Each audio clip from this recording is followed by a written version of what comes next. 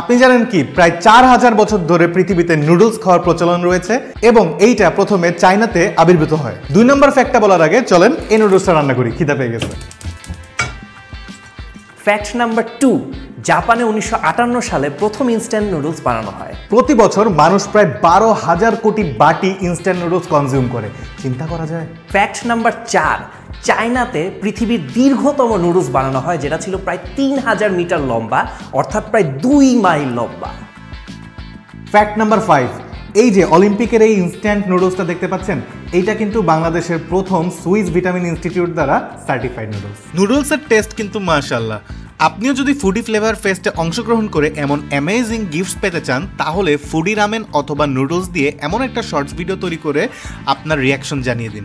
ভিডিওটি ফেসবুক অথবা ইউটিউবে আপলোড করে অলিম্পিক ফুডি নুডলসকে ট্যাগ করুন।